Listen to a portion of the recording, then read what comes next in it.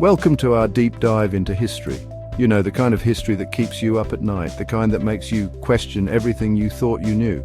Today, we're uncovering the major mistakes Germany made in World War I that led to their defeat. This isn't just about dates and battles, though we'll get into those too. It's about understanding the decisions, the miscalculations, the sheer hubris that can doom even the most powerful of empires. Buckle up, because we're about to take a long, hard look at the abyss of history and see what lessons we can glean from Germany's catastrophic fall from grace. The year is 1914. Europe is a tinderbox ready to explode. And Germany, well, they've got a plan, the Schlieffen Plan.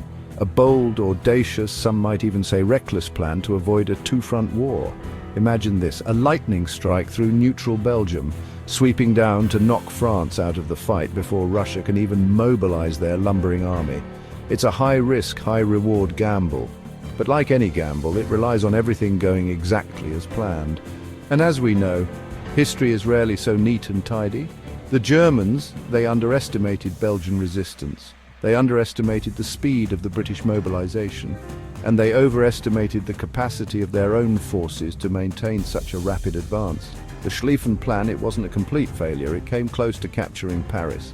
But close, as they say, only counts in horseshoes and hand grenades. The Germans, they get bogged down, bled white in trenches that would come to define the Western Front. The war of movement they envisioned becomes a brutal war of attrition. And that two-front war they were so desperate to avoid, well, it becomes their reality, a reality that will haunt them for the rest of the war.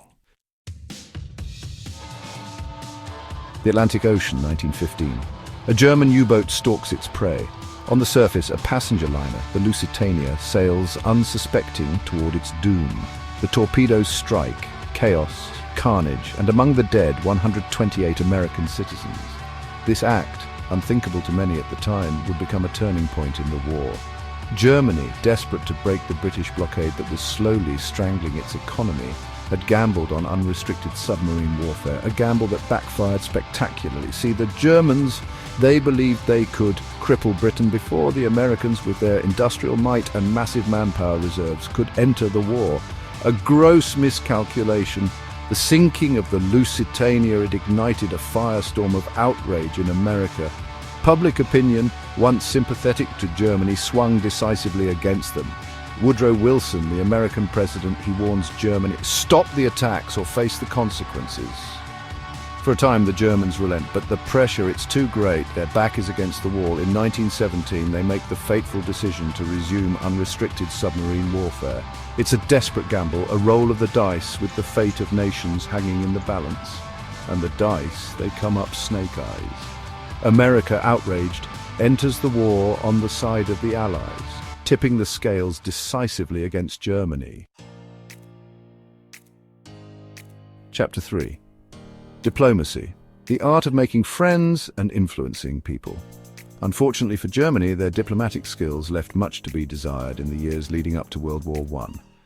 Think of it, Germany, they found themselves increasingly isolated on the world stage. Their aggressive foreign policy, their military build-up, it alienated potential allies and pushed rivals into each other's arms. Take the British, for example. Once wary of getting involved in a continental war, they were horrified by Germany's violation of Belgian neutrality. The attack on the Lusitania, that only solidified their resolve. And then there's the Zimmermann telegram, a diplomatic blunder of epic proportions.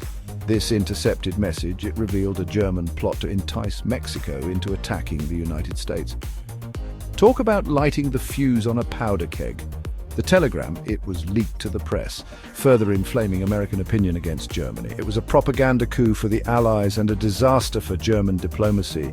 Instead of building bridges, Germany seemed hell-bent on burning them.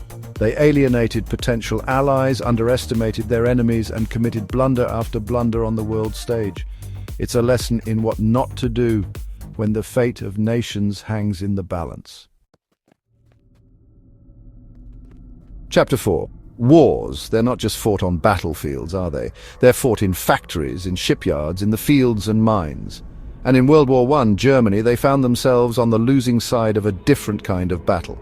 The economic war. Picture this, the British Grand Fleet, a steel leviathan, choking off Germany's access to vital resources, food, raw materials, everything. Germany, once a burgeoning industrial power, is slowly being starved.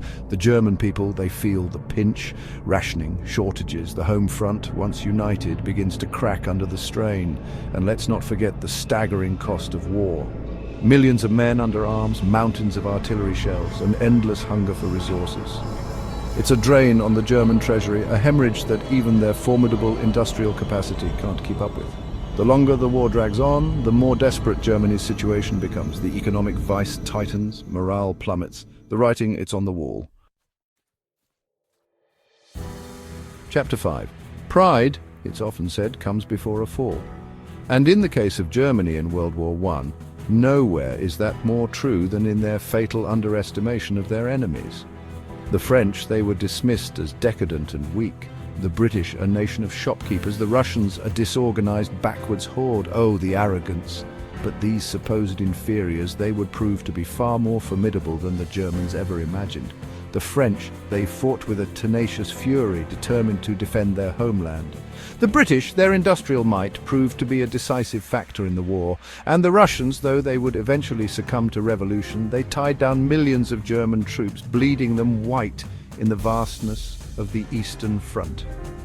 Germany, blinded by its own sense of superiority, failed to grasp the tenacity, the resilience, the sheer bloody-minded determination of their enemies. They underestimated the power of nationalism, the willingness of ordinary men and women to sacrifice everything for their countries. It was a fatal miscalculation, one that would cost Germany dearly. The war they thought would be over in weeks dragged on for years, a grinding, attritional slog that ultimately broke their will and their nation. Thanks for watching. If you enjoyed this historical analysis, don't forget to like and subscribe for more deep dives into the past. Germany's mistakes in World War I, they weren't just tactical or strategic, they were fundamental miscalculations about the nature of war, about the resolve of their enemies, about the very fabric of the world they were trying to reshape. Let us know in the comments what other historical events you'd like us to cover. Because history, it might not repeat itself, but it sure does rhyme. And there's a lot we can learn from listening to those rhymes.